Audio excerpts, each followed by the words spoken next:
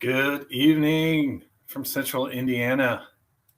I'm Casey, and on behalf of PMI Central Indiana chapter, just want to welcome you to this month's learning event, and thank you for entrusting us with your evening's learning. We definitely expect and hope that we will bring you something very valuable, is always our intent, the goal every month. So let's get into some announcements. First up, new chapter members. Hey, thanks for joining us.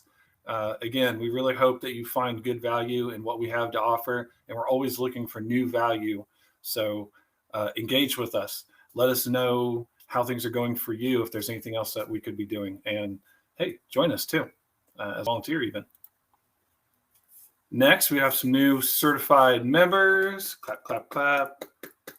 Way to go. Our tonight's speaker and our president, Gay, and I were just talking about our PMP certification experiences. And this is something you'll definitely remember. I also noticed in here one of the newer certs, which is the organizational transformation certification. I think that's awesome. PMI has rolled that out.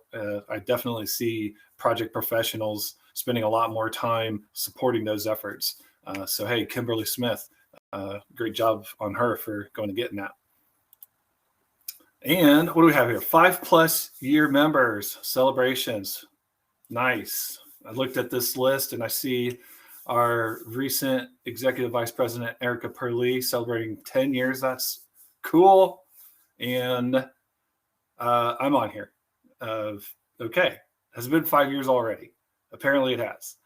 I honestly didn't even know that until I looked at it.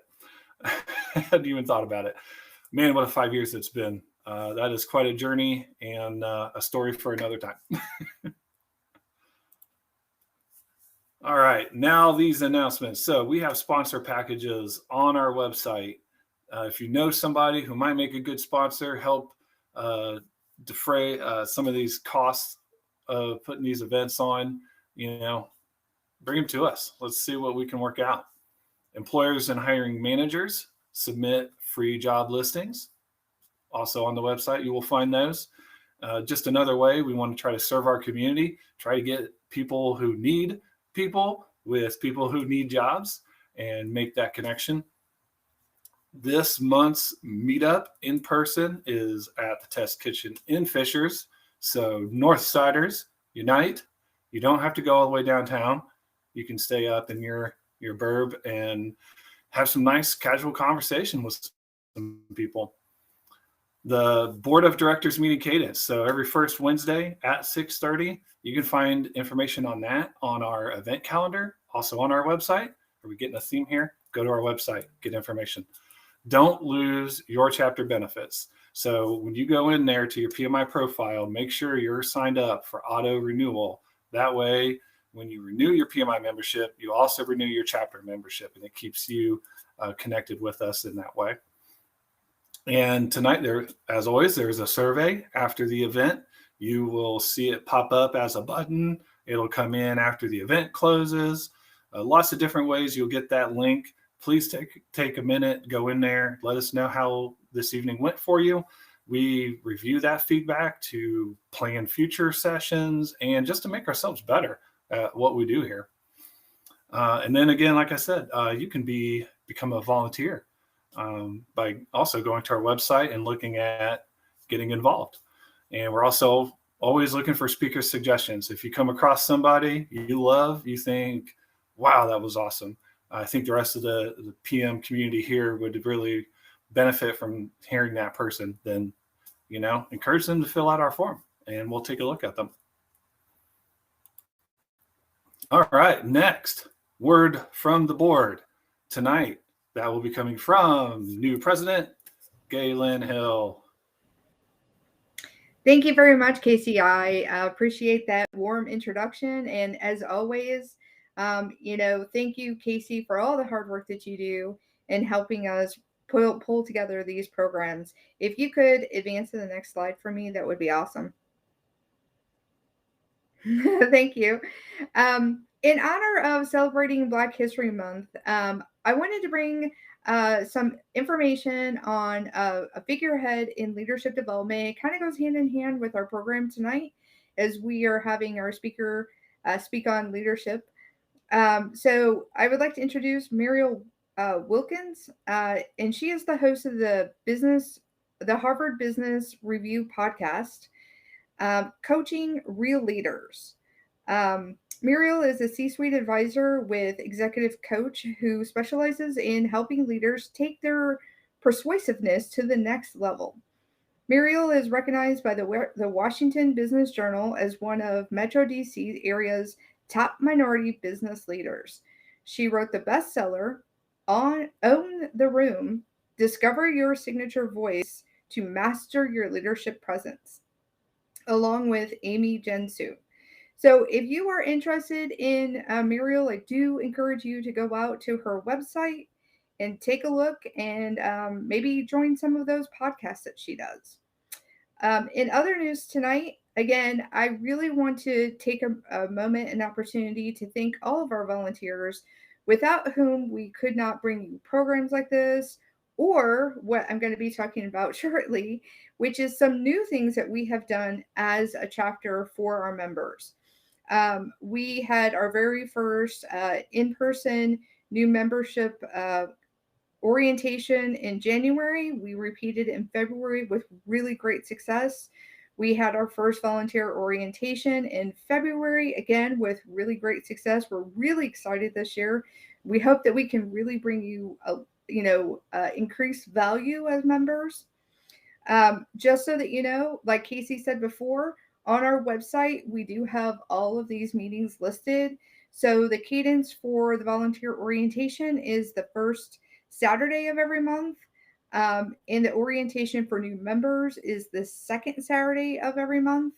So please do look for those things. Attend if you can. It's a great way to network, by the way. I know that is one of the big things that we all try to do as professionals, is to make sure we are growing our network. And these are just great opportunities to do that. We are looking to fill a couple of our vacancies with our volunteers right now, one of them being a director of programs or director of communications. So if you have an interest in helping this chapter put on these programs every month, or to help us get out communication about the various initiatives that we are doing, we definitely have room for you. So please go out to the website, fill out a volunteer application, and come help us. We would love to have you. Again, just like Casey said earlier, do look for those events on the calendar. As we progress through the year, we will be adding more there. So if you're not frequently visiting that calendar, you may miss out on something that's really cool. Just wanted to give you a quick reminder, Pro Dev Day 2023 is going to be September 14th and 15th. Early registration is open.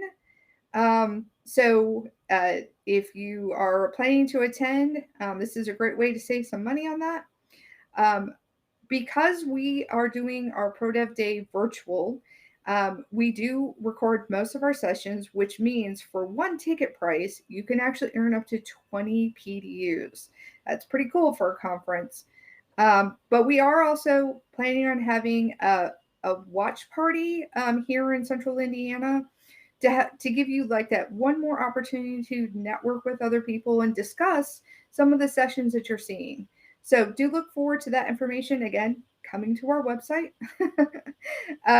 There's also corporate discounts available. So if your company, if you have a lot of project managers at your company and you would like to benefit from the corporate discount, please reach out to VP-ProDev at pmicic.org and let us know that you would like to partake in that corporate discount. And with that, I'm going to turn it back over to our wonderful MC tonight, Casey, so that he can introduce our speaker. Thank you, Casey. Thank you, Gay. Great information there, everyone. And very much in the theme of everything I've urged you to do. Tonight's speaker is courtesy of volunteer. I'm not going to say which volunteer, But somebody knows her and asked her to come here. So, perfect example. Real quick though, just a reminder that be respectful of this event and that we're broadcasting it here on the internet, and we know a lot of things can happen there.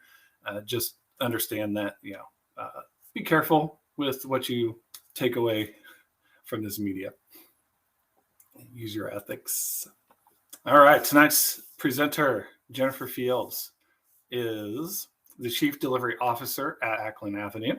She has over 20 years of experience guiding and coaching individuals and teams to greater productivity by creating a culture that inspires a persistent focus on value delivery and time to market innovation. Jennifer began her career as a software developer and has over the years served as a product owner, scrum master, as well as project manager, and all levels of leadership. Her breadth of experience gives her a unique perspective and empathy for those she leads and coaches. She is an active member of the Agile and Scrum Alliances, volunteering her time to support their annual coaching clinics. Jennifer is also a contributing author of Extraordinarily Badass Agile Coaching. Forgive me, I have not read this book yet. I haven't read much of anything lately, but it's right there ready to go. By Robert Galen. She earned a BS in computer science from Cumberland College and is CSM, ACSM, CSPO, CSP, and Cal certified with Scrum Alliance, as well as PMP and PMI ACP certified. Jennifer, thank you for doing this for us tonight. Really looking forward to hearing from you. Thank you, Casey. If I'd known you were going to read that, I would have made it like 3 sentences. And would not have pulled that out of our company's bio page. But thank you so much. And thank you for having me. I appreciate you asking, and I consider it a great opportunity to get to share with your group. I believe, is this going to let me share? Yes. Yay. So I will tell you guys ahead of time that you are not necessarily in as good a hands as you were with Casey. I am PowerPoint challenged, but I'm going to do the best. So please extend me some grace. I guess that doesn't make sense when I just said I had a computer science degree, but whatever, we'll figure that out later. This is a fairly short presentation. I did that because I like to leave time for questions. And so as you think of questions, please feel free. I know the questions are open, and Casey will be monitoring that. So thank you very, very much. And thank you, Casey, for telling me to hide that. Look at you. You're such a great helper.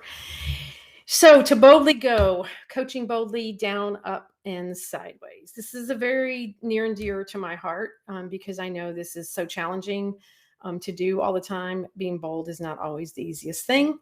So I went out and thinking through this topic, and I found why is this not moving? There we go. The definition of bold. And there's several of them. I went to several different places. So refusal to be held back by the opinion or judgment of others. Fearless and daring, courageous, requiring or exhibiting courage or daring, a brave and confident way of behaving that shows no fear, lack of hesitation or fear in the face of risk, danger, courage, and the trait of being willing to undertake things that involve risk or danger. So I think you guys will agree that that's a pretty impressive list. So I don't know about you, but I always like and pride myself thinking that I am bold. And in all the positive ways. And I always want to show up bold.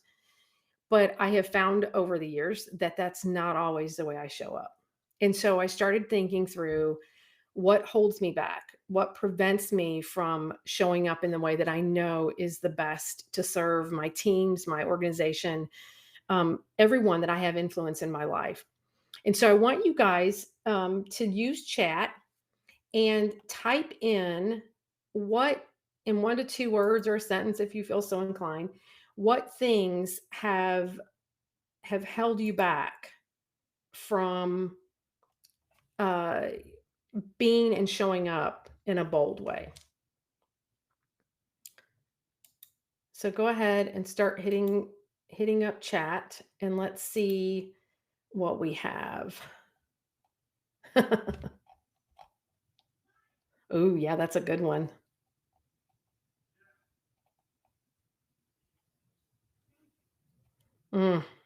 Yeah, really.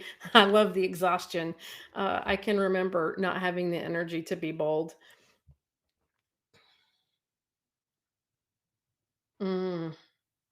Dustin, I feel you, man.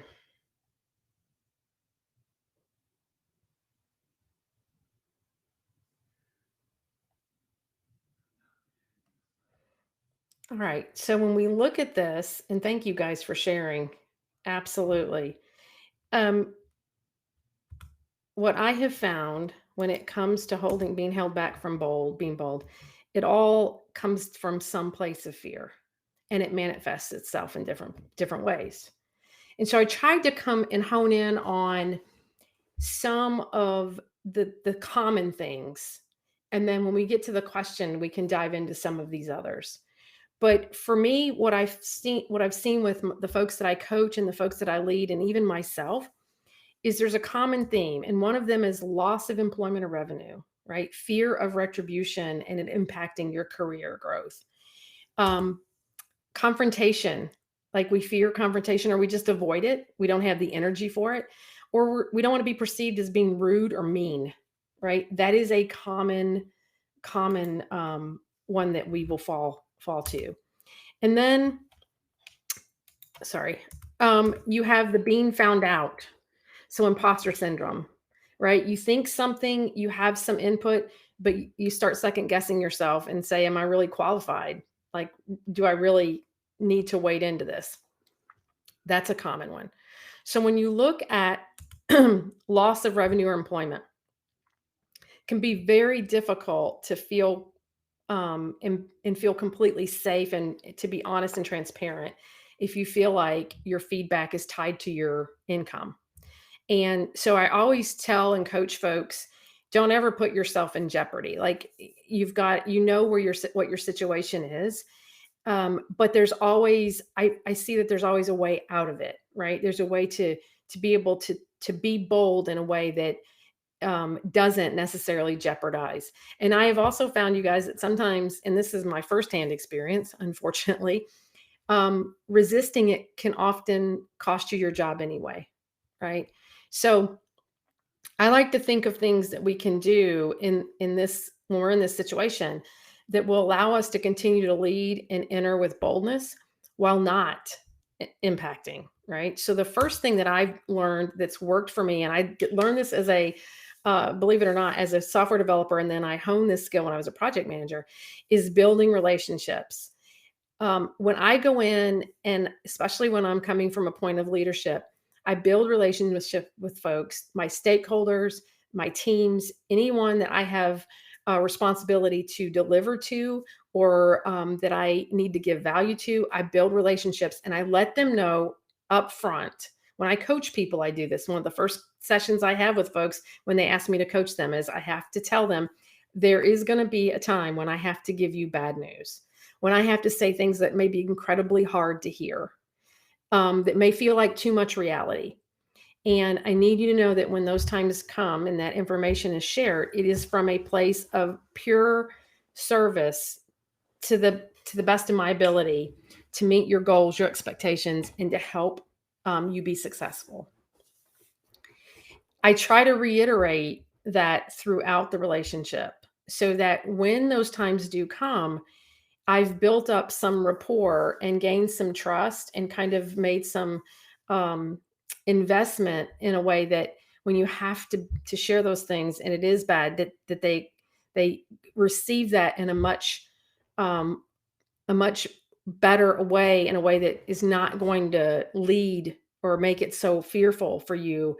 I had stakeholders at a very it was C-levels that I got thrown into having to meet with. And I was really early in my project management career, and I'd given a project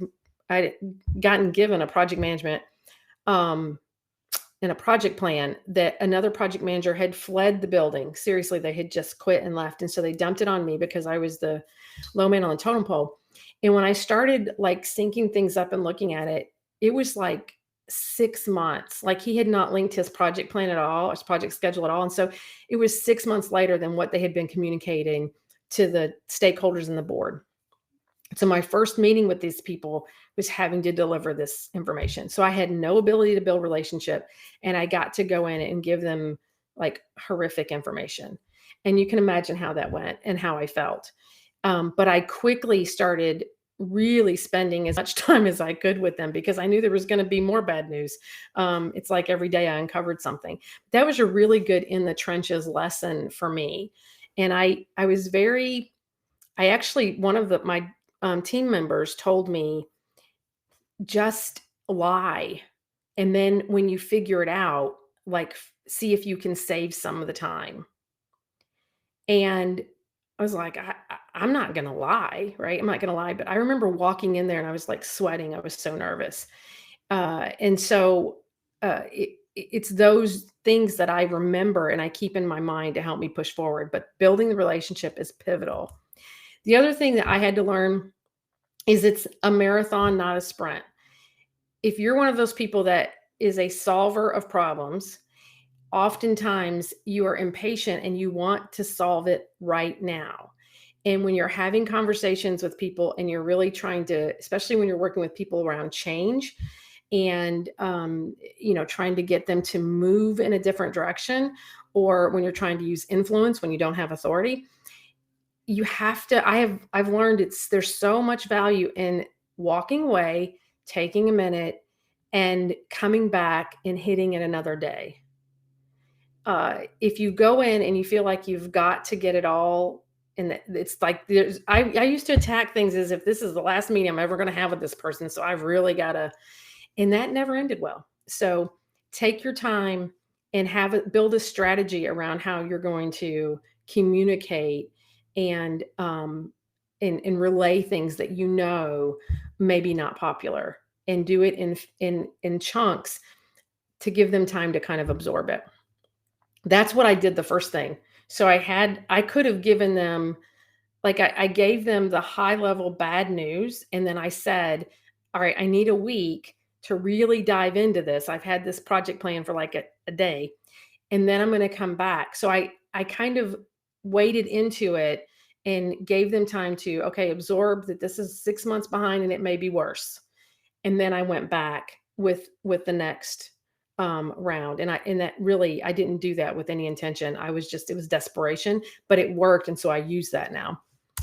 The other thing, I don't know if you guys use this in coaching circles, we do what's called the dojo, and we find good practice partners. Casey has done this. I've worked with Casey on this, where if you have something that you want to relay, a tough topic, either with a team member or your stakeholder, and you want to practice having that conversation so you can work out the phrasing, so you can get a little more confidence around how you're explaining things, you can have someone do role play with you and explain what that person is like, and then have them react and interact with you throughout that conversation. This is amazingly helpful to allow you to enter with a lot of confidence and in boldness with appropriate levels of emotion. It really, really helps. So please try this if you haven't. And if you need more information on this, Casey's done this. He understands this. So certainly can reach out to me or reach out to Casey. It's a great skill to have. And then the other thing that I've had to work really hard on, being bold is fabulous. Being emotional and bold leads to defensiveness and normally not really productive conversations. So for me, I either write down what I'm trying to say and what I'm trying to convey, or I will record myself saying it. And then I go back and I remove all of the language that might be overly emotional or triggering. That has been so helpful. I have a habit of saying, I would say, that really is concerning, or I'm afraid that if we do that. And I realized one of the folks that I worked with when I would say afraid, it would like he would be furious. And I realized I need to choose a different word because I wasn't scared. I wasn't really afraid. That was just my language choice.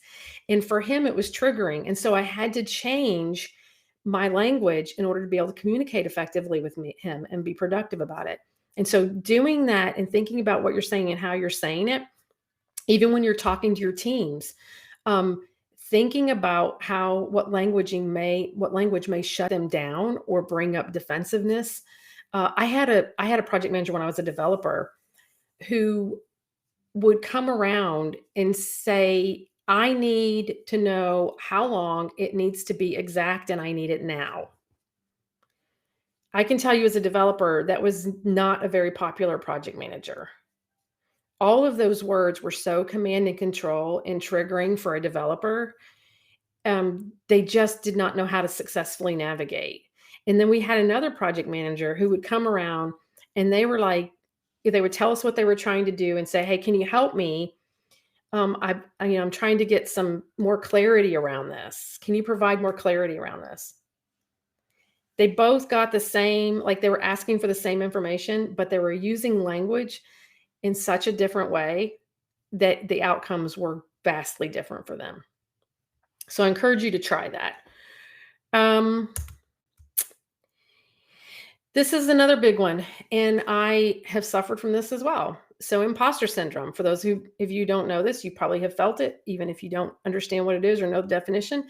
This is when you feel like you're not qualified, like you are an imposter and that somebody is eventually going to figure out that you don't belong there. And so you're just waiting nervously for somebody to realize one of these things does not belong in this room, right? And you're it. And so folks will struggle. I coach a lot of people who are so skilled and so talented, but they struggle to find confidence and they shrink back sometimes because they feel like I shouldn't be here. A lot of times with project managers, when I coach them, it's because they don't have their PMP. I coached a guy that had been doing project management for almost 20 years, didn't have his PMP. He was one of the greatest project managers I ever worked with. He helped me a lot.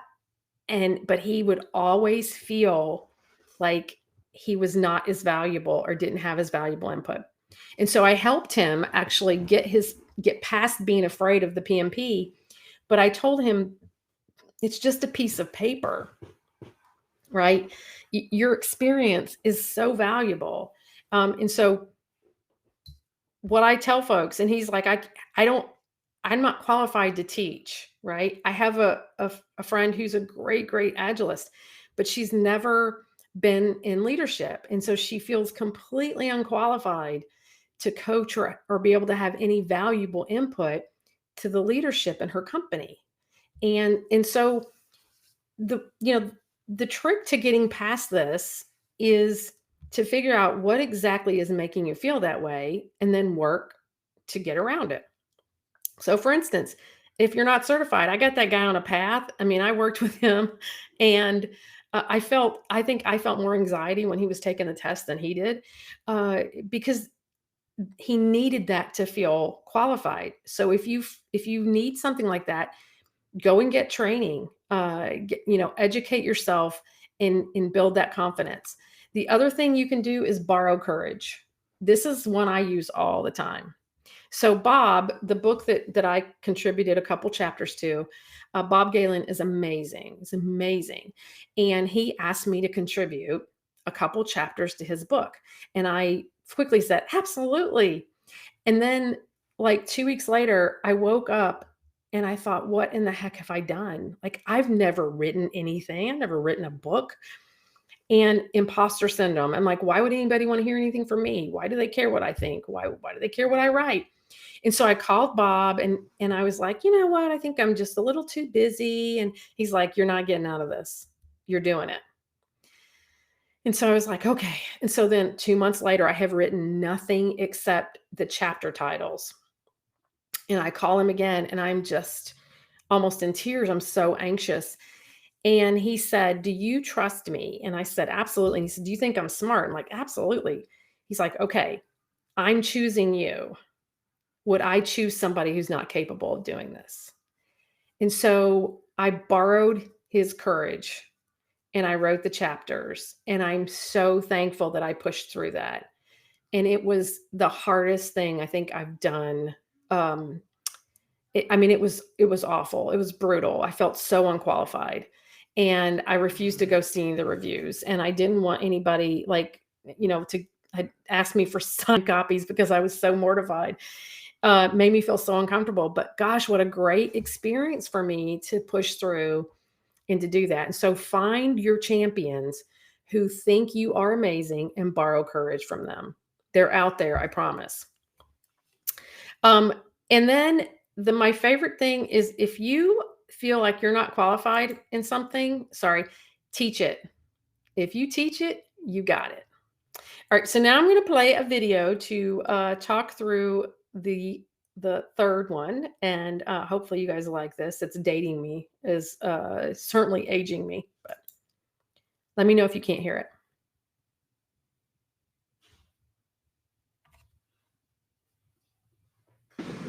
I like it. It works. It says home to me. All right. Well, let Harry and Sally be the judge.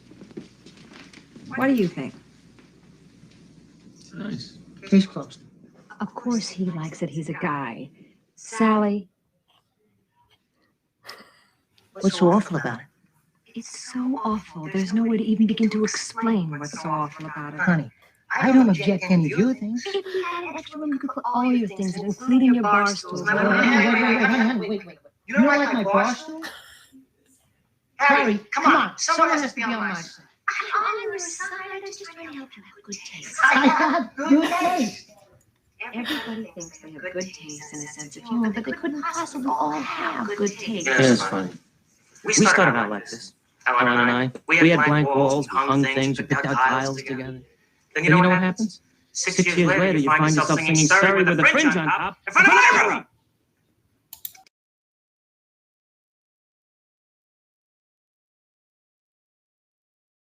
We have to talk about this right now.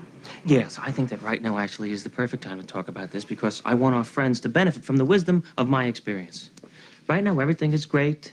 Everyone is happy. Everyone is in love. And that's wonderful. But you got to know that sooner or later, you're going to be screaming at each other about who's going to get this dish. This $8 dish will cost you $1,000 in phone calls to the legal firm of That's Mine, This Is Yours. Harry. Please. Jess, Marie, do me a favor for your own good. Put your name in your books right now before they get mixed up and you don't know whose is whose. Because someday, believe it or not, you'll go 15 rounds over who's going to get this coffee table. This stupid wagon wheel Roy Rogers garage sale coffee table. I thought you liked it. I was being nice. He just bumped into Helen.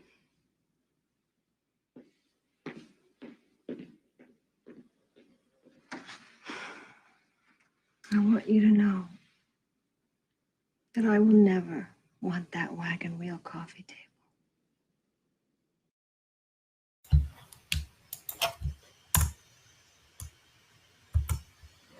All right. So avoiding confrontation. If you haven't ever been there, you're very fortunate because I've been there a lot of times where you have something to say and you choose to be nice. And what I have found is when you are in leadership and when you're working and supporting organizations and teams, you cannot afford to withhold the truth or say things that for the sake of being nice. In the end, just like this, it comes out, and bad news does not get better with age. It absolutely does not. And I really, there's a Kim Scott's book, Radical Candor. She talks about ruinous empathy and the fact that how damaging it is and how, ultimately much more disrespectful and mean it is to avoid telling folks the truth. What you don't want to do is, and what ends up happening, just like this video, is when the truth finally came out, it was not done in a nice way at all. It was out of anger and frustration. And so that's often what happens when we're in business, right? When we're in meetings and we try to put lipstick on that pig. We try not to hurt anybody's feelings or step on anybody's toes. And then ultimately you are giving information that leadership may be making very pivotal decisions about. And because you have watered it down to make it more palatable, they may not make the right decision. They may assume things that if they had been given the unvarnished truth, their decision would have been different. And I can say I was guilty of this. And I love when you guys were talking about, when I was asking you what makes you like resist being bold. I admit there were times I just didn't have the energy. I knew what the conversation that would happen. It was just easier to let it go. But certainly now more than ever, with where organizations are at and the time we're in, it is pivotal. I mean, it is so imperative, you guys, that when you are leading, you lead with boldness, that you bring the absolute truth. You don't have to be, it doesn't have to be rude. Notice his girlfriend was extremely truthful, right? She was the only one that was not holding back, but she did it in a way that she was not rude. She wasn't raising her voice. She wasn't mean. She was just clear. And I love Kim Scott says it's not mean, it's direct. It's not mean, it's clear. And so this one is a very dangerous one to not correct. This will get you and the company in a lot of trouble. Unfortunately, the only way to get past this and get past the fear of this when it comes to confrontation is to do it. And again, I use dojos for this. I coach people and I participate in dojos. And I also do a practice where I write it out and kind of write out the conversation and options for how the conversation may go. Again, this helps your brain be prepared to pivot and to be non-emotional, not so heightened when you get into those conversations. So my other thing that I do, and this is the last thing I'll lead you guys with, I created years ago, I really believe in journey lines. And if you guys don't use these, again, this is something that I encourage you to try. I have several different journey lines, and this is my bold journey. I keep track of things that I failed or succeeded with in areas related to boldness. I put just enough information on them to trigger a memory. And when I am tempted to not show up bold or to avoid boldness, I am reminded and I go back and I look at these, and this is where I borrow some courage. So sometimes I will come back when I'm struggling with something or when I'm working with somebody and I'm just having a tough time dealing with the conversations and I'm tired. I'll come back and I will remind myself where I have come from and what I have accomplished and how being bold serves me and how not being bold doesn't end well. So I have journeys and I coach my teams to create journeys. So like when I did projects, when I ran projects, I had a journey for the project team. And we kept up with and updated it every 3 to 4 weeks with things that we learned, things that we were successful, things that like sucked and didn't go well. We kept up with those. And again, I would use that, especially with long projects. It's good to look back and say, look how far we've come, right? You start moving at a pace that you forget. And so being bold all the time and showing up bold all the time is hard. And it takes a lot of energy and a lot of intention. And so this is one of my tricks to kind of keep myself level. But it also, you guys, in leadership, your stories are your greatest leadership skill. Being able to vulnerably show stories and tell stories about your journey will help you to be able to effectively lead people. And if you don't have them somehow captured, you won't be able to remember them and you'll forget them and you'll forget nuggets that somebody else could absolutely utilize. And so please, I have a README file on myself which is another tool I use. Take some time and really do some reflection and start building and capturing your story. It will really impact your leadership, and it'll help you feel more comfortable when you need to be bold again, to be able to look back and go, I did it once. It was successful. I survived it. I'm going to try it again. So the last thing is, I love this saying. So you've got fear in the middle, and boldness with fear is courage, and boldness without fear is confidence. The way to move from being afraid or being hesitant when it comes to boldness is to just have the courage to do it, and then you gain confidence. And so there's not fear related to that part of being bold anymore, because you have done it enough. So that is it. Now I'm absolutely opening it up to questions. Hopefully I've given ample time. And Casey, I don't know if you were going to keep up with the questions. So if you want to throw some up here, I will end my sharing.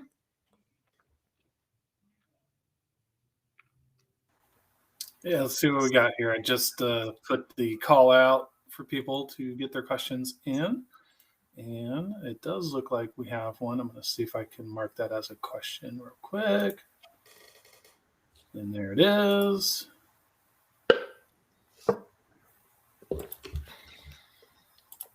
Ta-da.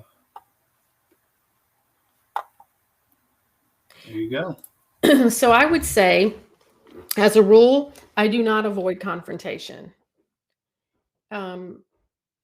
I approach confrontation in the most productive way possible. Because if there is a confrontational situation, it is not going to go away on its own. And so avoiding it just delays the inevitable. So some of the things that I do is, like I said earlier, I write down, I know you guys have had the situation where you have all these things in your head, like you really want to say to this person, right? Like you've got just like it's liquid fire coming out. I just start writing that stuff down or typing it, right? Just going for it. And then I reread it and I think, okay, what is the actual message? What's the outcome I want? And what really needs to be said? And then I start striking through all of the emotional triggering language until I can condense it down to a very factual, helpful, productive conversation. So that's one idea. The other thing is get a partner to be able to have that mock conversation with, and you will be so surprised at how much better your conversations go when you have already talked about it with somebody else. For the females in here, I say God gave us girlfriends to protect our husbands, because oftentimes you will call your girlfriend and you will complain about the irritating thing your husband did, and you'll just have it out with her, so that when you talk to him, it's much more calm, it's much more productive, right? Constructive. The times you go straight to your husband, it normally doesn't end as well, right? So it's this same kind of premise. Find somebody who can role play with you and let you have those conversations. But I cannot say strongly enough, confrontation should not be seen as a negative. In the absence of confrontation, there is no real true relationship. What you've got to figure out how to do is to have constructive confrontation and productive confrontation. So I hope that answers your question and makes sense. All right. We have two questions that are very similar. So I'm actually going to put each one up for just a little bit. So we have best approach, sharing concerns with the more dominant dismissive leader. And very similarly, we have how do you handle this when you've seen other become beheaded? So to me, this is kind of dealing with the same type of person. Yeah. Well, the first one I would say, I would try to think about what phrases or what approaches lead to the leader being so dismissive, right? I will tell you, and this is a full confession, I am a natural driver personality, and so I consume information best in bullets, right? Like bulleted lists. And when I work with people who are more of the paragraph type person for conveying information, I have to check myself because I will immediately it's like, oh God, like this is 4 paragraphs. I cannot do this, right? Which is abundantly unfair. And so what I have learned to do as a leader is talk to folks and say, hey, I consume information best as bullets. Can you condense that down to bullets? And what I will do in return is I will expand bullets into greater detail when communicating with you.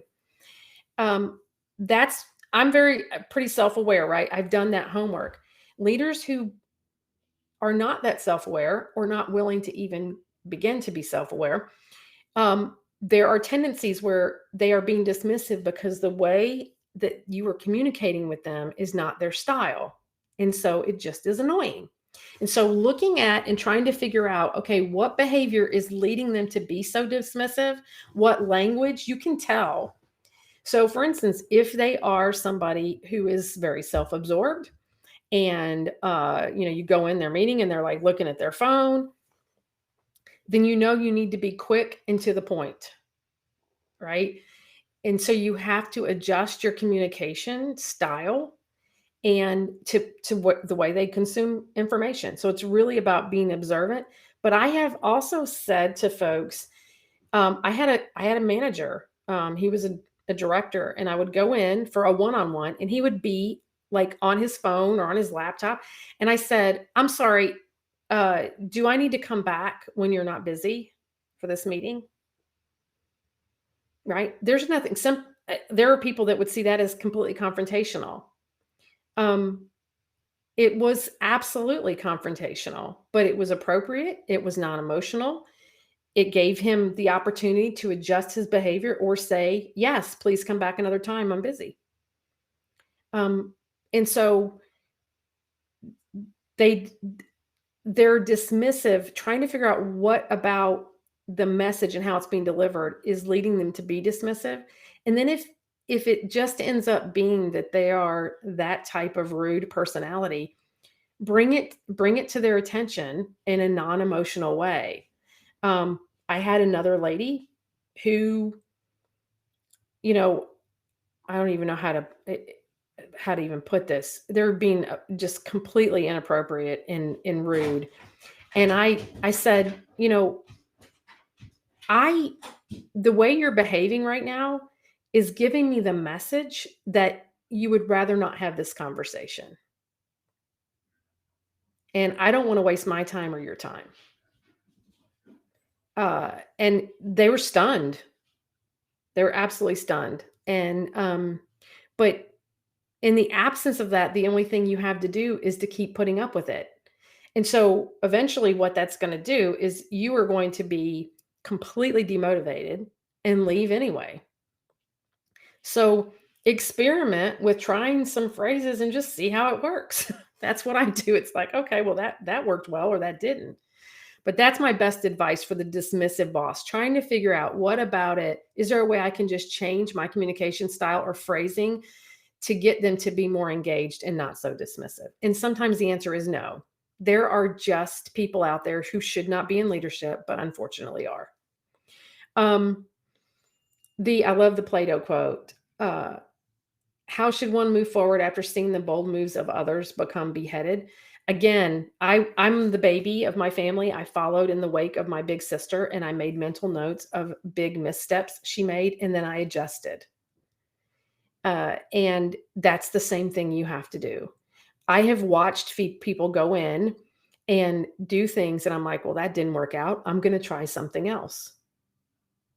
And so I observe and watch what they do, and then you can run little experiments without going all in just to test the waters. But again, guys, the fact of the matter is, if you are working for somebody who does not appreciate you leading in a bold way, you may need to start focusing on trying to find another place to work. If that's not possible, then you do these little light moves, light touches, and experiment, and then keep up your journey. That's where my journey came from. That was a lot of failure. That was a lot of, I'm going to try this and then I'll try that. If nothing else, what that does is it allows you to hone your craft, even working for somebody who may not be the greatest leader. Right. And so I feel like you have to, your situation employment wise, get what value you can out of it and continue to take care of I always say you're the CEO of your company, right? The company of you and your family. So I hope that answers, and I love that quote.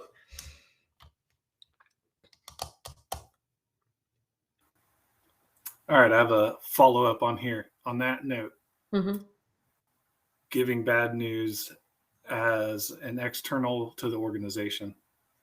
So you are the giver of the bad news. You are an external consultant, contractor, who knows, and the leader is internal, your client. How do you handle that? That's your job. If they're hiring you, when I hire and pay money for consultants, I want them to tell me the truth. And I will tell you, I've been in positions before where I got brought in to do an assessment. And when the assessment was done, the main problem was that leader who was writing the check for that assessment. And so I had to have that conversation. And that's where you earn your money. I told him the truth. I passed along the information and the recommendations, but I didn't do it. You talk about practicing. Bob was involved in that. Like, I had some practice sessions with Bob. I made sure that I chose my language where it was productive because my heart was in the right place. I wanted him to hear this feedback in a way that would allow him to absorb it and actually choose to do some change required to be successful. When you come in with that and your motive is to help and to not just point out and be a jerk, people can feel that. And so it was very important that I choose the language that really showed that I was giving this information in spirit of helping him be successful and therefore the company be successful. I actually got one of my longer assignments. I got because the consultant that they hired that was the Agile coach could not give them the truth. And so they brought me in and they said, we've been paying all this money and working all this time and nothing's changing, but we're getting these reports from this consultant saying everything's great. And this doesn't make sense. And when I talked to the coach, he knew absolutely everything that I discovered. He had it written down. He showed me his notes, but he was afraid if he told them the truth, they would fire him and he would lose that. And what happened anyway? They fired him because they had been making decisions with bad information and it cost them a lot of money and a lot of time.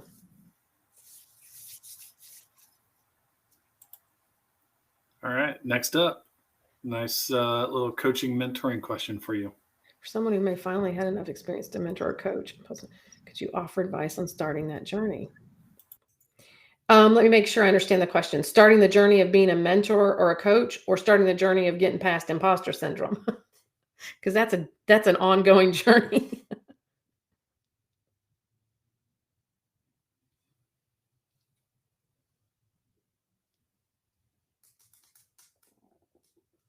Oh, okay. Coach. Absolutely. The best way to start is to build your own story. You need to start with your own journey and really dive into your own experience with imposter syndrome, and what things that you have had to overcome, and kind of get that solid so that you go in with coaching in those areas with complete confidence. And anybody, you guys, if you are a leader, you're a coach, 100%. And if you are working in project management, you're a leader. I can't help it that PMI refuses to change that to project leader. I wish they would. I hate the phrase management. I think it's so marginalizes what you do. And so absolutely, if you have a coach, one of the first things you should do before you start coaching or mentoring other people is have a coach or a mentor. If you are not coachable, you should not be coaching other people. I have a couple coaches and a couple mentors that I work with. They are invaluable to me. And so those two things, own your own story, make sure you have your journey and have done your homework on yourself, and then make sure you have a coach or mentor and that you are willing to be coached and have a mentor. And then just jump in. There are all kinds of people that want coaches that maybe can't afford to pay for coaches. And so I do a lot of like pro bono coaching, work with other project managers in this. You guys could actually, we did this with the coaching dojo that I work with. You guys have a great group, offer up to be a mentor or to be a coach and coach one another to get your practice in. That's how I started. I had other scrum masters and project managers, and we coached one another. So that's another safe, good, helpful way to start that journey. Great question.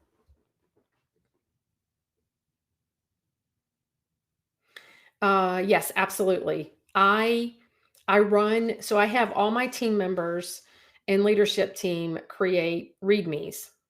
And a README is just like a README for an application, like a software application. Yes, I'm a geek. So you can have your own categories, but it's where you talk about, like I have a section, triggers, things that trigger me, my communication style, I define who I am, how I define myself, things that I'm working on. What are areas of myself that I'm working on? What are qualities that I enjoy about myself? And what are qualities, like when you're communicating with me, how do I receive information and how I prefer to give information? How do I receive feedback best? How do I give feedback best? And so I have them create this thing, and then we share it with one another. So that's always like the first thing I do with teams is have them do some self-reflection and then share with one another. And then the next thing that I do is I have them do a 5 to 10 year, depending on the age of the team, journey line, where they do a line and they say, like, if you want to start in 2000, from 2000 to 2005, what were the greatest experiences that impacted those 5 years? Who were people during those 5 years that had great impact on you? And you don't tell them positive or negative, because that's one of the interesting things, is to see where they gravitate to. And then you have them share those. If you start with those two things, you have built in, and you go first.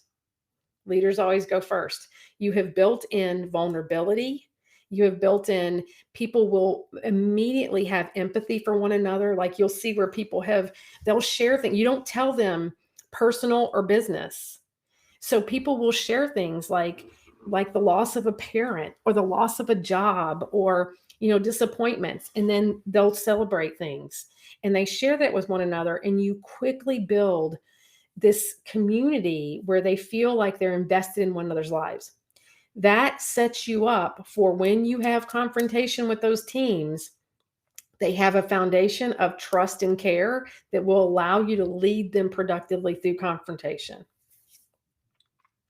Yes, I can send that to Casey. Absolutely.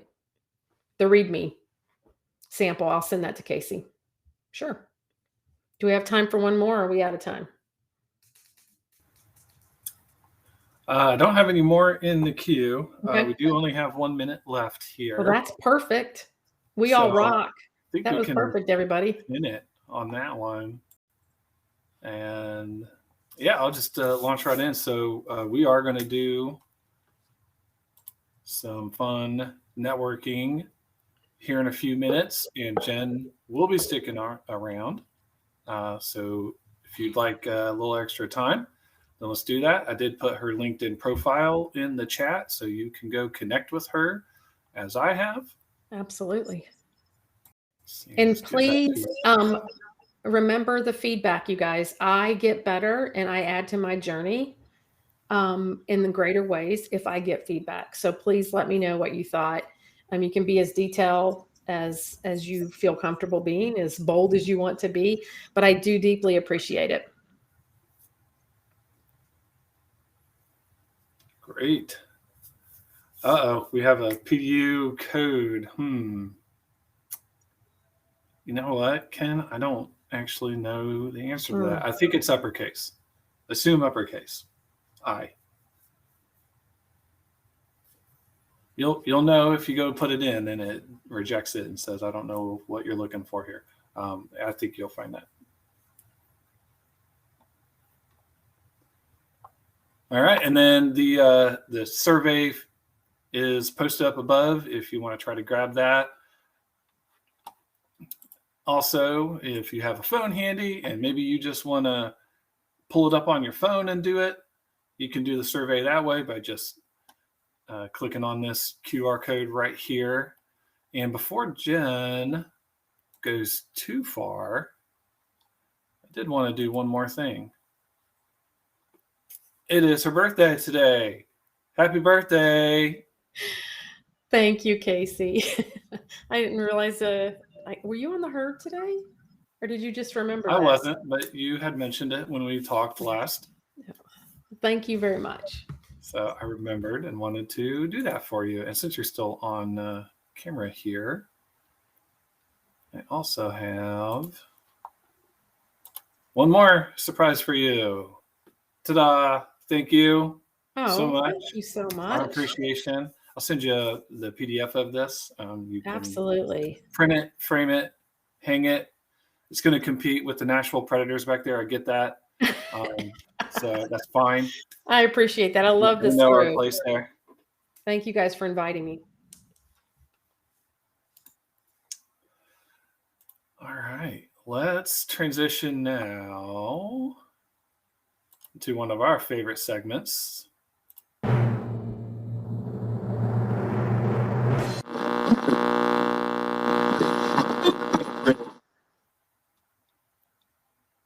And I need to pull in, as soon as I find her. There we go. So our other board member, Kelly, is going to be handling the volunteer segment this week. Kelly, who's the volunteer we're spotlighting this month? Yeah. Happy to be here, everybody. We are spotlighting you, Casey Adams. So I am here to ask you a couple questions this evening. How does that sound? Sounds great. Let's do it. Great. How you doing today? I've had a really good day. Great. We are going to be talking a little bit about your journey into chapter leadership this evening. So for those with us who may not know a lot about your history or need a refresher, can you just walk us through your history with the chapter and your volunteer experience? Let's start there. Okay. Well, as we all found out tonight, it's been 5 years. Exactly. 2018, I took the advice of some people at the company I was working with at the time to pursue PMP. I had been involved in a lot of different projects, mostly as an informal project leader type. A lot of, doing a lot of the work, also leading some of the work. And so I did. I looked into it and I was like, yeah, you know what? That sounds good. I'm going to go for that. And definitely was looking for that thing that would kind of push me a little forward and get noticed, right? You put those 3 letters after your name, people start to notice that. And so I did that, and I took the advice of Joseph Phillips, is the instructor. I did his on-demand course, and one of the first things he said, join PMI, you get discounts, you get access to the PMBOK, you get all these benefits, and you get a discount on the test, right? and join your chapter, because you're going to get resources there that will help you. And so I did that, and I got in, started doing the monthly events, got my PMP first try. So happy about that. And after a while, I started realizing how much I was really getting out of the experience. And then I just started walking up to the people and said, hey, I think I'd like to help be one of the people who put this on, so that other people can get the same impact that I had. And so that's how I got started. And then from there, it was just like, the more I got involved, the more opportunities started kind of popping up. And then our president at the time decided it was time to go. And there was a decision to be made as to who was going to step up. And very much like Jennifer had put out there was a whole lot of imposter syndrome going on for me at that moment, because I didn't feel like I had enough experience. I knew that I knew enough about volunteering and being a leader in volunteer organizations from another experience I've had, that I was like, I know I can do it. Whether I'm the best one for it or not, it kind of doesn't matter at this point. So I just jumped in and just took it, and really appreciated the opportunity to do that. Great. Thanks for summarizing that for us. How do you feel like your chapter leadership experience helped you in your professional life? Can you talk about that? I definitely started noticing, I started showing up a little differently because of the information I was taking in from these speakers, all this advice, all of these stories of how they handled certain situations. All of a sudden I was like, oh, like I'm in the same situation. And I would recall this. I'd be like, oh, this is how this person handled it, and that worked. Or this is how they considered what they wanted to do next. And so then I would apply that to my own. And so I started noticing that, I just started showing up a little differently in meetings and just in my general approach. And I really think it started making me just more productive in general. And so what else was there?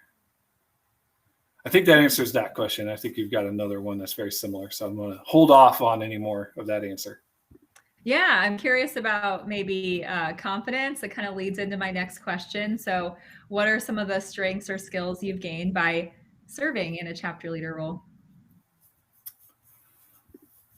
Well, getting past that imposter syndrome was first. Definite benefit there.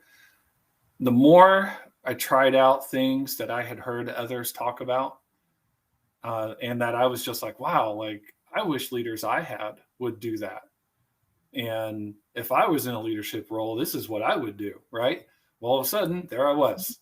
And we have a group that we have created together, very safe environment that says, you know what, let's try it and we'll see if it works. So a lot of different leadership techniques that I just kind of put out there, and most of them went well. Some of them did not. Definitely had to get used to you're not going to be everybody's cup of tea. You just have to see if you can at least get aligned. And so I think the more I did that with this group, the more I felt comfortable trying it outside of it. And so I definitely saw my confidence build the more we went through that together. And the support of the entire volunteer group is just amazing. So, that's a confidence builder just by itself. Yeah, definitely.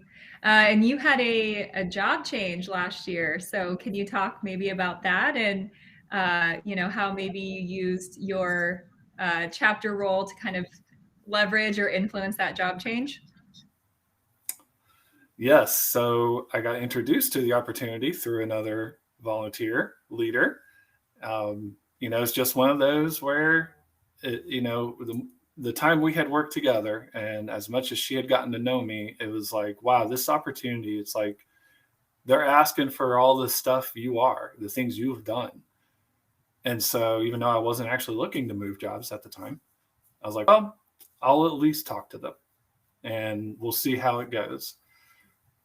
And because I had gained a lot of different confidence just in working with the chapter and then applying some of that even to my current role at the time, I went into that interview just really comfortable with who I was. and I didn't really stray from it. I put it out there. I was very bold about what I wanted and the opportunity I was looking for. And I really kind of interviewed them as much as they interviewed me. And it was the best interview I've been a part of. It's the one I felt the most comfortable in. And I really owe a lot of it to the chapter and the opportunities I had to display my leadership there and deal with some uncomfortable situations along the way too.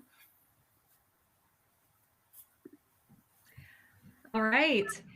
Tell us about what you're up to next in the chapter. So you've been in leadership, you've been president, you've been on the board. Can you tell us what is next for you in the chapter and what that role is going to look like and how you'll be continuing to serve the chapter? Well, we're looking at it.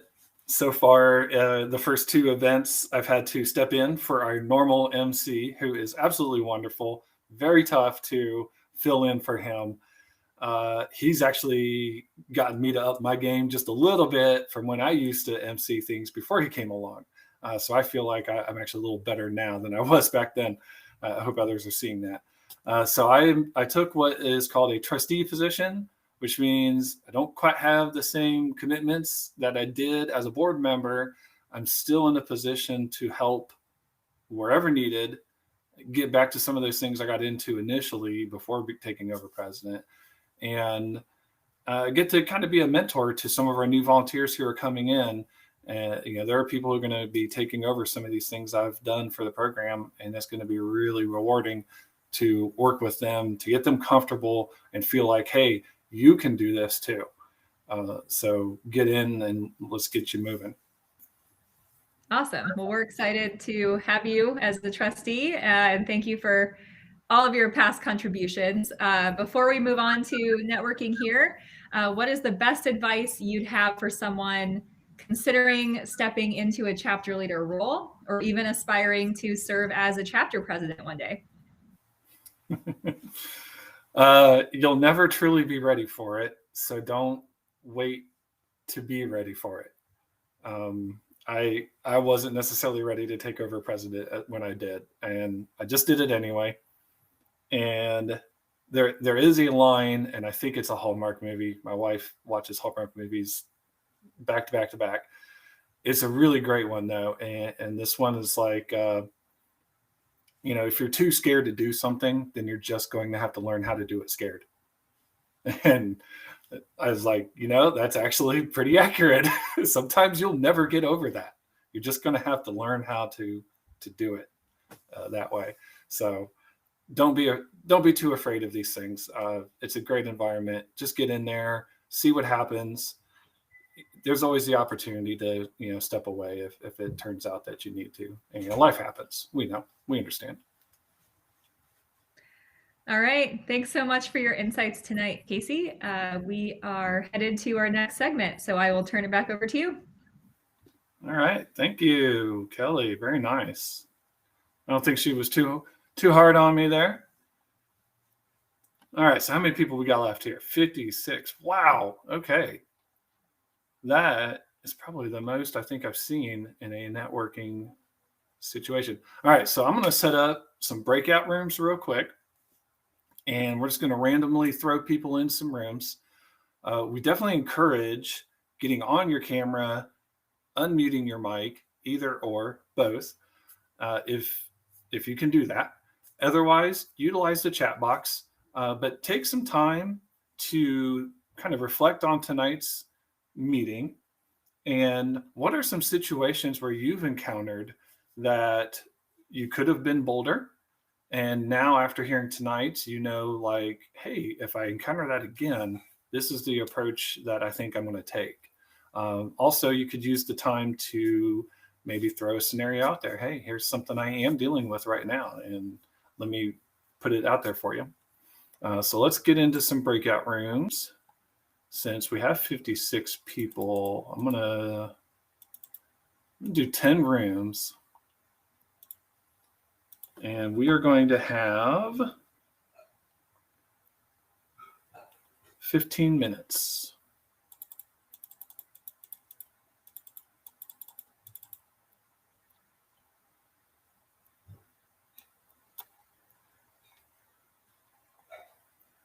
All right. And if you end up with Jennifer, congratulations. You win the prize for today.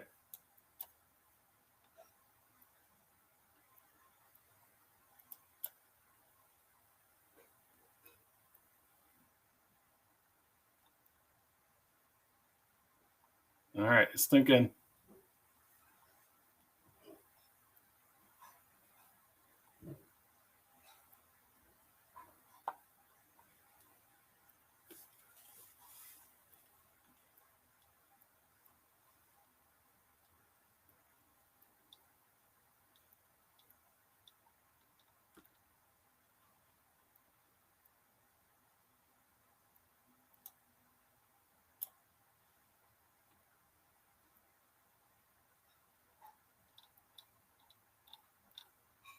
I don't know if it's going to work.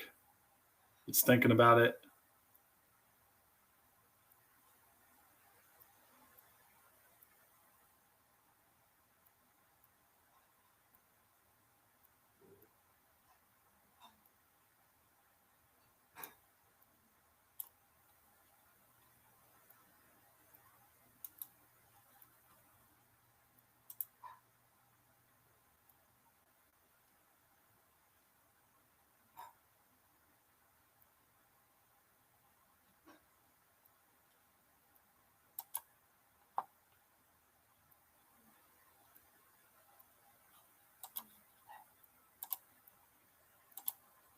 All right. I don't think that's going to work.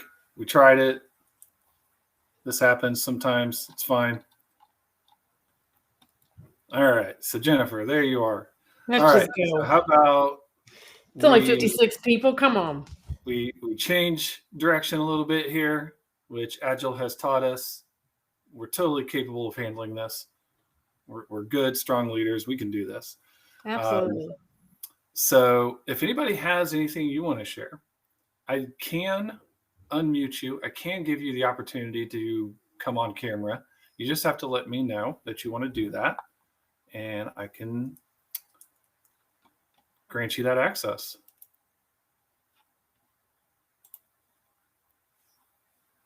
In case Although you we have didn't, got down to 20 people. in case you didn't see it in the chat, I did send Casey the README example, and someone asked the name of the book. It's Extraordinarily Badass Agile Coaching: The Journey from Beginning to Mastery and Beyond. So I tried to answer that question real quickly. it is on it's on Amazon, and you should read the reviews, because there's one really bad review, and it's the guy is mad about the binding because a page fell out. Oh, that's funny. I didn't Yeah. know that. Yeah. Bob read me that one because I'm like, I'm not looking at reviews. And he thought that was hilarious. So does anyone out there have a takeaway from tonight, some way that you can relate what you heard tonight to your current situation? That's the thing that I always came away from these events with. Ruth Schmidt wants to have access. Okay, let me do that. We're going to allow and allow. All right, See how Ruth. quickly I became your assistant, Casey? Did you see how I just pivoted right to being your Vanna White? That's how we do this. That's good teamwork. All right, she's got the ability to turn on her mic and camera. Definitely want to hear this. It can take a minute sometimes for the system to, there's a couple of steps you got to go through in order to get your camera and mic turned on. Can you hear me? There she is. Okay, great. Hi, Ruth. Hi. I have a funny being bold story. And it happened Monday night. I was at my Toastmasters meeting, and I decided to be bold with a distinguished Toastmaster who had served at the international level in Toastmasters. And I criticized him chewing gum while he was speaking. And he said, "But I have a dry mouth. I have to chew gum." And I said, well, I went through the area contest last Saturday and I did not chew gum. Then he said, perhaps it would help if I blew some bubbles as well. So we all had a good laugh, and I knew that my being bold did not go badly for me. That's my story, and I'm sticking to it. So his reaction was good, was well received.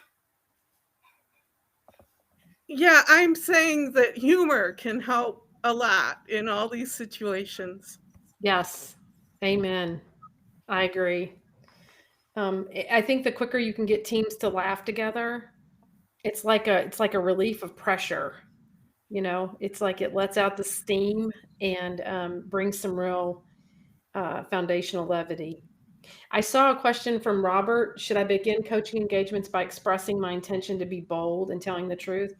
Absolutely. I mean, you don't have to say those words. That could sound a little Star Trekky, but absolutely. I would make it very clear to anybody that you coach that out of real service and care for them, you are always going to show up being authentic and open and honest.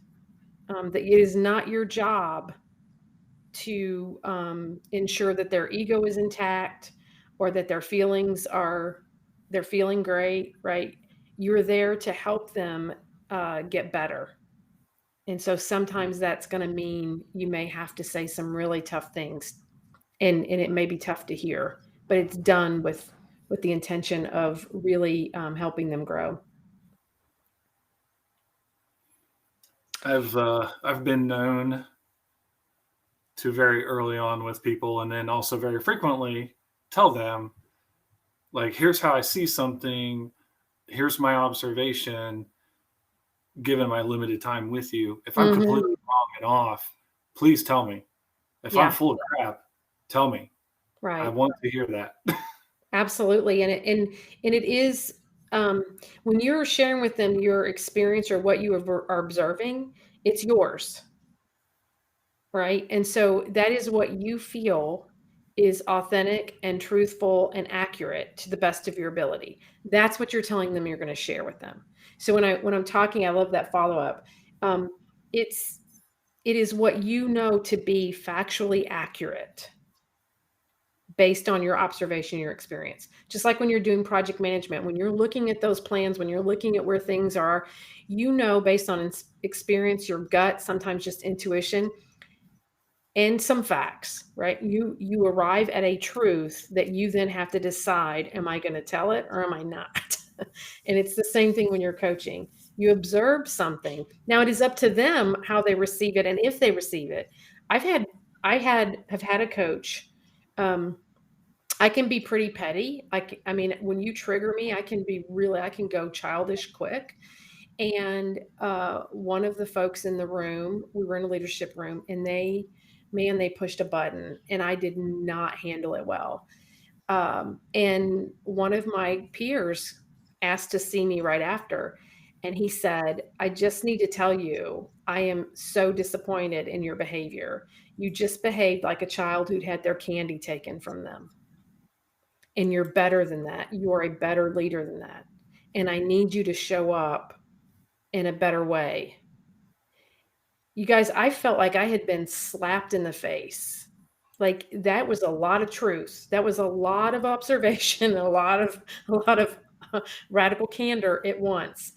But God bless him. That was the best thing he could have done for me, because it was such a jarring statement that it really sent me into, I could not rationalize it. I couldn't make excuses for my behavior. I just had to own it. And I did tell him, I'm going to need you to leave my office and I'm going to need a minute, because I really felt like he had punched me in the gut.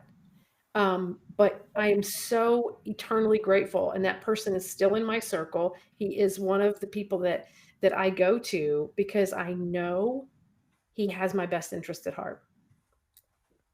I will also say the only reason he survived that exchange is because we had such a foundation of trust. Had I not known that gentleman cared deeply about me as a person and about my career and about the success, and he wasn't, he was invested in my journey, I would not have been able to take that level of radical candor. So before you give that level of radical candor, you need to make sure you have the relationship that provides you that opportunity. If there's a thing in the Kim Scott book about radical candor, and she says if you're just doling this out without building relationship, that quadrant she calls the asshole quadrant. And it's that straightforward, right? So feedback with no relationship or care, that's where you're at. So keep that in mind. Good point. There was another comment in here about the, bad news doesn't get better with age. And Yeah. I recall in a previous conversation, I think you had a nice analogy for that. I can't remember exactly how it went. I don't know if you do. I don't remember. I just know it just doesn't keep well. It's like, I think about it. One way to think about it, Casey, is, have you ever opened the refrigerator and you smell something and you're like, but you're too lazy. And so you just shut the door, right? It's not going anywhere, but you're avoiding dealing with it, right? And so how many family members open the refrigerator and they all have that same reaction until finally somebody deals with what's in the refrigerator and cleans out? It does not get better on its own, right? And it's not going to get better. So you can avoid it and you can keep, turning away, but every time you open that refrigerator, it's getting worse, not better. And that is exactly information and news and that kind of thing. But we're all guilty of it. I mean, it is a natural human response when you know something is going to be uncomfortable, or if it's going to be hard to hear, to want to avoid it. But avoiding it is there's, I think one of the things I may have told you, Casey, is I was in my 20s. I was horrible. I was a nightmare. I would not have liked myself in the 20s even.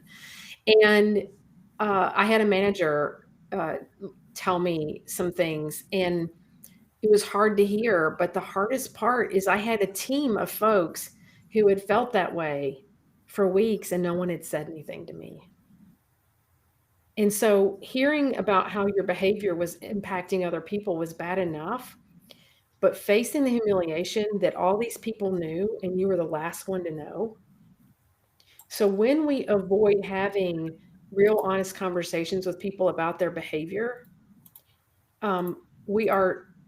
it is such a level of disrespect. And when you do finally have to deal with it, they are going to realize that it's not like that just hit you that day.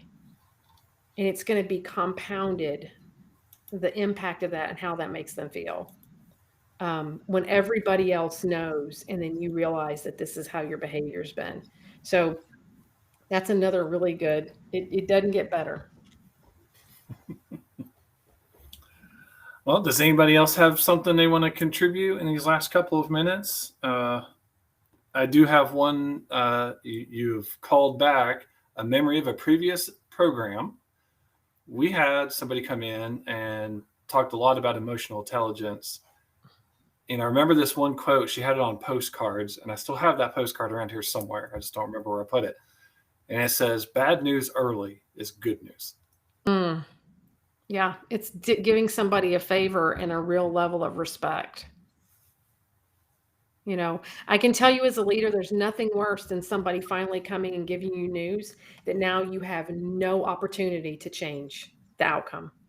As project managers, how many times has somebody just blatantly not given you the truth until it was so late that as a project manager, you have no way to mitigate or do some kind of strategy around it because they waited too late to tell you?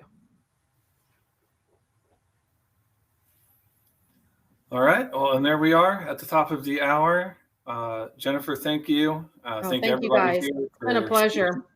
sticking around with us through that little hiccup on the breakout rooms. That's the first time I've tried to use the breakout rooms in here, and clearly something didn't quite go right.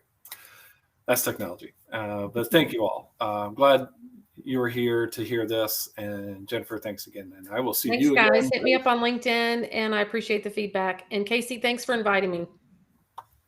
I appreciate it. Bye, everybody. Bye-bye.